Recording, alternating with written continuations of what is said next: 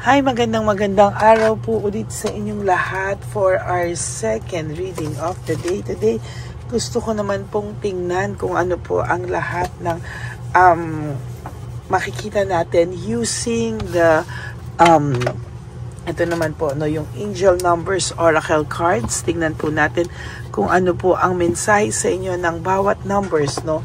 At dito po ay makikita din natin kung ano po ang nangyayari sa kanya, ano din po ang kanyang feelings right now. Yung mga oracles po ay all about their feelings, situation, Kaya tingnan po natin kung ano po ang magagawa natin for this, no? Tingnan po natin kung ano po ang ating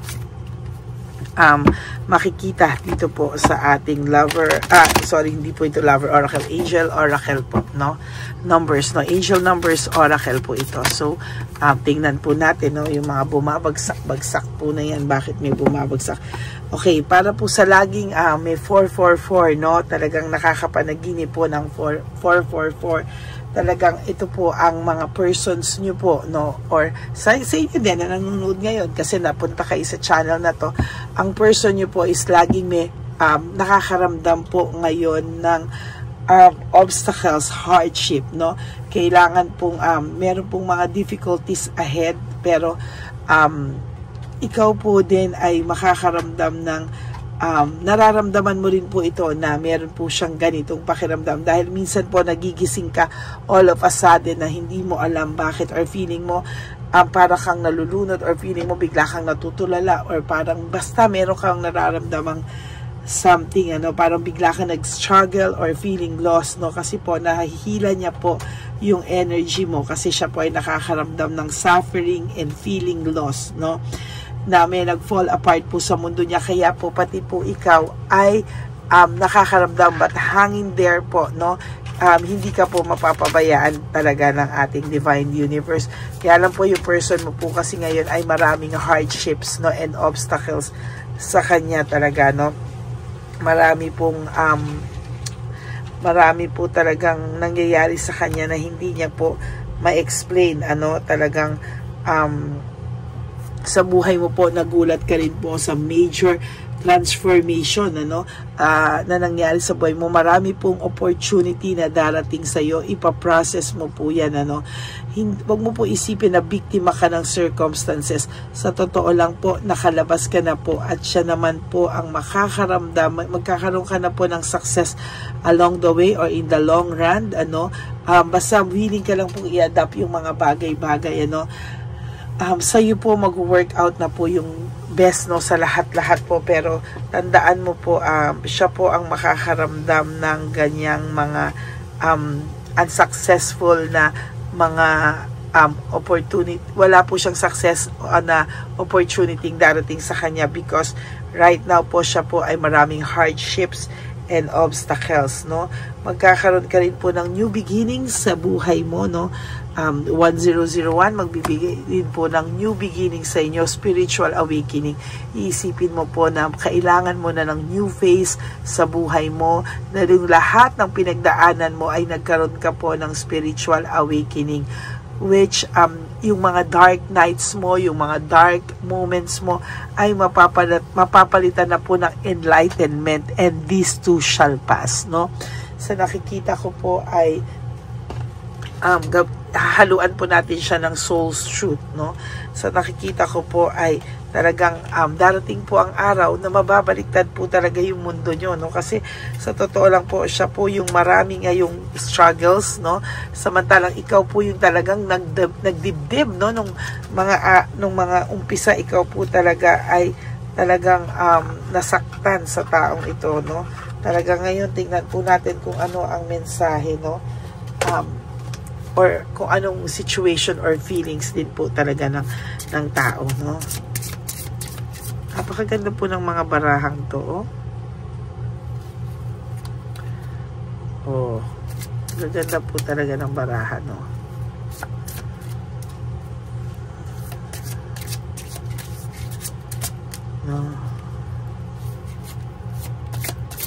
Pero bago pa po kasi, kaya nahihirapan din akong okay.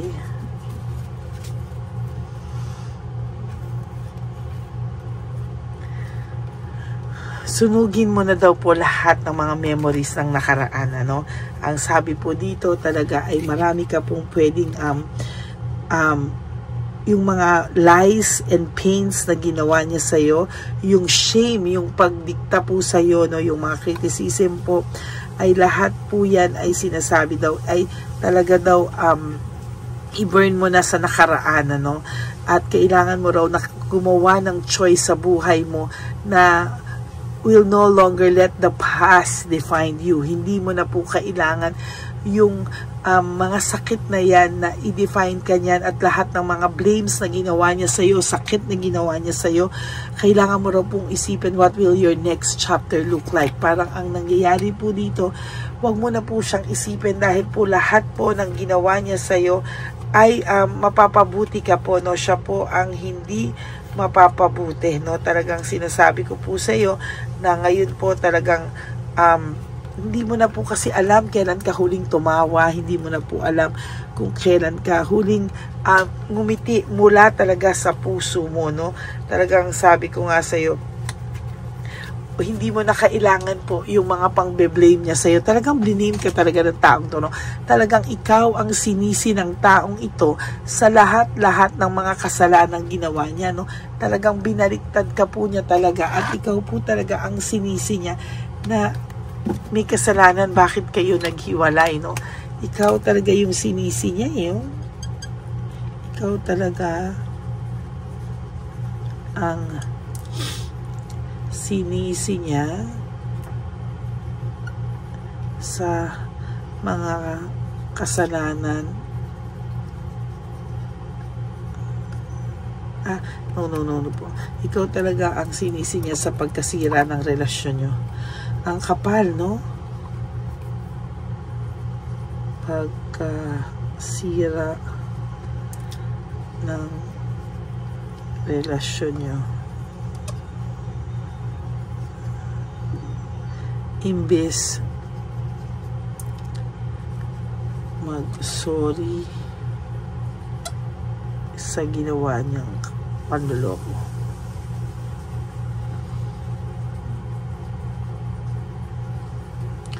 Babalik po sa kanya lahat yan, ano? Actually, bumabalik na po sa kanya lahat, eh, no? Talagang ikaw po talagang sinisi niya sa pagkasira ng relasyon nyo. Imbis na siya po yung mag-sorry sa panlolokong ginawa niya. Napakadami raw pong excuses, oh. Napakadami pong excuses na ginawa niya, no? Sa lahat ng excuses, wala naman pong tama ang nagawa siya sa kanyang pagsisisi sa'yo, no?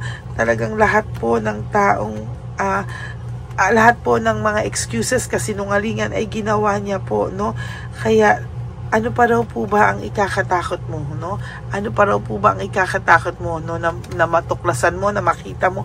Well, in fact, lahat yan, naramdaman mo na, lahat yan ay based sa intuition mo, ay talagang, ayan po, no? Wala na raw po sa'yo, wala na raw pong mawawala sa'yo, no? Harapin mo na daw po yung buhay mo, at yung taong ito ay iwanan mo. Bakit? No, siya po ang magdadala niyan. Kailangan mo na pong iwanan ang nakaraan, no? Dahil po hindi na daw po ito makakatulong pa sa iyo, no? Kailangan mo raw pong iwanan 'yan para totally ma-realize niya po lahat ng mga kasalanang ginawa niya po sa iyo, sa totoo lang, no?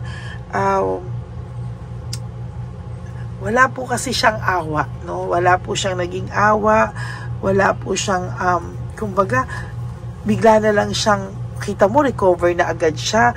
Kita mo sa pagsisisi niya sa'yo, kunwari siya inasaktan, pero recover agad siya, no? Nagkaroon po siya agad ng new beginning, fresh start sa ibang tao, na hindi niya po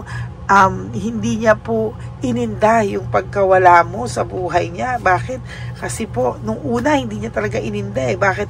Feeling niya, wow, ang daming material things, wealth, sex, love, lahat po nandyan, ano? Parang ang pakiramdam niya po is maa-achieve niya po lahat, no? Sa finances, ang dami po, no? Or yung feeling ng in love, feeling na kung ano man, no? Pero ang dami pong hindi kailangang aksyon na ginawa niya sa'yo, na imbis na mag-sorry na lang po siya sa'yo, ay ganun pa po yung ginawa niya sa'yo, no? Ang dami po niyang drama, no? Ang dami niya pong dramang ginawa na kesyo kunwari ay maghihil pa siya dahil sa ginawa mo, na trauma daw siya, talagang nag-step back daw siya kunwari dahil daw sa mga ginawa mo, parang ikaw po na yung ugali mo daw ay sobra, yung ugali mo daw ay ganito, no? So ngayon po dapat ay matuto po siya ng leksyon niya, lesson learned, no? Dapat po siya po ay matuto sa kanyang mga leksyon, ano? At talagang sa nakikita ko po ay mahihirapan po siyang makabawi sa mga susunod na panahon, ano? Kailangan niya pong i-release kung ano po ang katotohanan para po siya ay magkaroon ng balanse ulit when it comes to finances, sa wealth niya. Kasi po karma ito yung 999, no? What goes around comes around. So kung ano po yung ginawa niya at nag-take advantage siya sa iyo, no? Babalik po sa kanya yan. What comes around goes around. Karma is real, no? Yan po yung nakikita ko, no? So yung pagbe-blame niya po sa iyo ay talagang kakaiba, no? Lahat po ng ginawa niya ay babalik sa kanya. What comes around, what goes around comes around. Karma is real, no? Parang gusto kong palitan yung ating no? Kasi talagang ikaw yung liname niya, pero parang mas gusto kong bigyan ng focus yung pagbalik sa kanya ng mga pagbe-blame niya sa'yo. So parang gusto kong palitan po itong teka, wait ha. Parang gusto kong palitan ito, no? Karma is real. Saglit po, no? Karma is real. What goes around comes around. Babalik sa kanya lahat yan.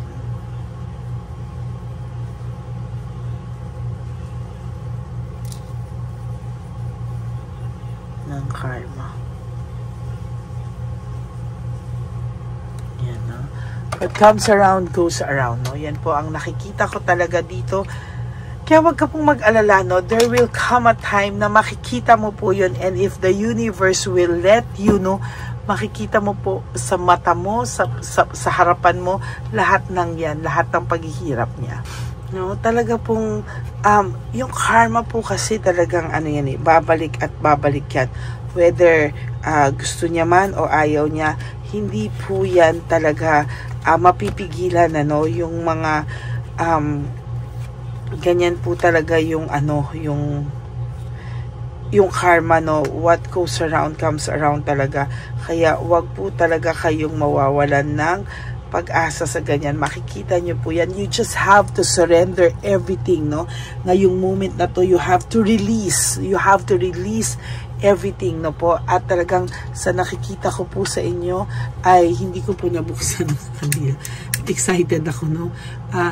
You have to release everything to the divine universe. Yan po yung lagi ko sa inyong sinasabi.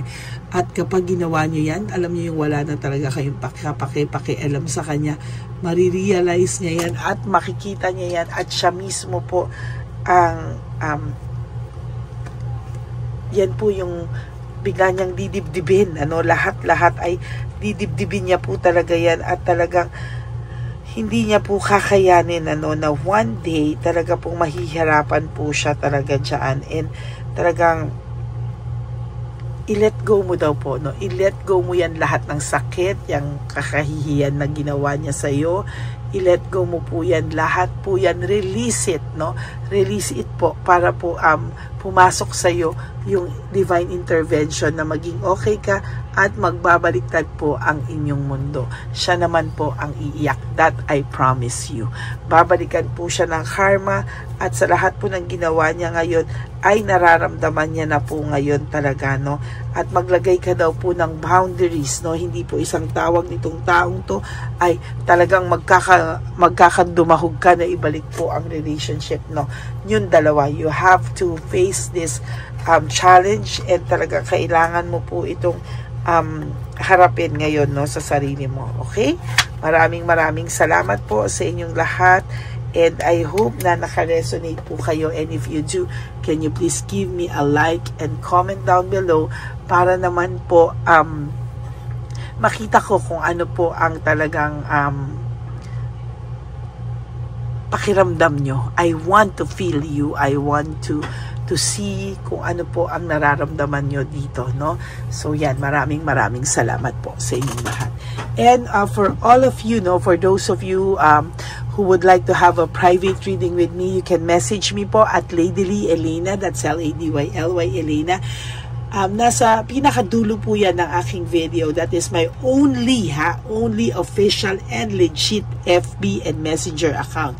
Naglabas po ako dyan ng fake account ng Lady Elena wherein nang hihingi siya ng $85 yata sa aking isang subscriber. Pero ano lang po yun, no? Try niya lang po yun, ano, parang ineklat, parang ganun po, no? Parang joke lang niya po, parang sinubukan niya lang po. And true enough na nagbigay po ng cell number, baka po yung number is tama, baka yung name is mali, no? Hindi natin alam, but at least alam niyo po yung number na kung saan siya nagpapasend, no, sa cellphone niya yan. And yung PayPal account po na is, yun po ang aalamin natin sa mga susunod pong panahon. Okay? Maraming salamat po sa inyong lahat. Thank you from the bottom of my heart. And maraming salamat po sa inyong lahat, no? Sa lahat po ng mga Lady Elena na aking solid loyalista at talagang faithful na Lady Elena family, I love you all from the bottom of my heart. Thank you po for not skipping ads. Alam ko tinutulungan niyo po yung channel natin para makapagbigay po tayo sa matatanda, no? Maraming salamat po sa inyong lahat and God bless you all. And of course, dito po sa aking mga ever loyal talaga na mga katulad nyo, no? Lagi nyo pong iisipin, no, na dapat po mabuhay kayo ulit, no? You wake up, you do 3 things that will make you happy, be grateful, enjoy life, have a balanced life, at talagang love yourself, no? Self-love is still the best love of all, no? Talagang bonus na lang po talaga kung may magmamahal sa ating, mahal tayo. Pero tayo po ang unang-unang dapat na nagmamahal sa ating mga sarili. Kaya wag nyo po yang kakalimutan. Okay? Maraming salamat po. And you have to realize that life is really short. Don't make it shorter by stressing yourself from all the pains and heartaches na binigay sa inyo ng kahapon. Just surrender everything to the divine universe and just let go and let God write your life and love story. Ako po ay magbabalik for our second reading of the day. Third reading of the day. Huwag po kayong maiinip. Tingnan po natin kung ano po ang makikita natin sa third reading of the day today. Okay? God bless you and I love you all from the bottom of my heart. Bye! Okay, update po, may nagpanggap pong subscriber natin na siya po ay magpapahula sa fake na Lady Elena, kaya ayan, hinihingan po siya ng $80 at ang cell po niya ay nabigay at nakuha. Ang pangalan niya po sa cell ay Julian Albert, no? Siya po ay may cell account din, kaya mag-iingat po kayo. Ayan po, no, kung sino man po yung scammer na Julian Albert na yan, no, iinsensuhan po natin yan para siya po ay makonsensya. Kung wala man po siyang konsensya, at least po bumalik sa kanya lahat po ng kanyang ginagawa at maling-mali po yan, ano. Basahin niyo po lahat yan, makikita niyo po, ayan po ang cell number niya at Julian Albert na yan, ano, para po talagang mai-report din po natin yan na siya ay gumagamit ng cell account na Julian Albert. Mag-ingat po kayo. Ayan po yung number niya. Ayan po yung pangalan niya. Huwag po kayong magpauto. Nakita nyo naman po, no, napakalayo po ng pangalan ko sa pangalan ng pinagsisendan nyo po ng account o ng pera. Kaya mag-ingat po kayo at beware sa scammer na to. At talagang ayan po, pinost ko po ang kanyang pangalan dito para maging babala po sa inyong lahat. Maraming salamat po. At mag-ingat po kayo, pakireport po ang page na yan, ang messenger niya na Lady Elena. Maraming salamat po and God bless you all. Ayan, sa susunod po makikita niyo yung account niya na ire-report niyo. Salamat po na marami. Magandang gabi po ulit sa inyong lahat. Ako po ay muling nagpapaalala sa inyo na mayroon pong lumalabas sa FB at Messenger account na fake account po no, nang hihingi po ng $25 through PayPal at hindi po yan totoo. Huwag po kayong maniwala dyan. At pag sinabi mo po na gusto ko pong marinig ang boses nyo, or makita kayo, ang sasabihin po ay magbibigay kami ng link, buksan mo yan, at pagkatapos ay makikita mo ako. Wag po kayong maniniwala dahil yan po ay hindi totoo. Yan po ay isang malaking scam na pag binuksan nyo po ay mahahack po lahat-lahat sa inyo. Mahahack po ang inyong mga personal details. Lahat ay mahahak. Ako po ay nalulungkot na ito po ay nangyari, ngunit sa talagang may mga tao pong masasama at may mga tao po talagang hindi makatiis na hindi gumawa ng masama sa ibang tao. Pero maging aware po sana kayo, tulungan niyo po ako, i-report po natin yung fake na yan at sa FB para siya po ay mawala na. At wala na po siyang mabiktima pa, no? Nandyan po lahat ng details at maraming salamat po sa inyong lahat. Maraming salamat po sa inyong lahat at mag-iingat po kayo.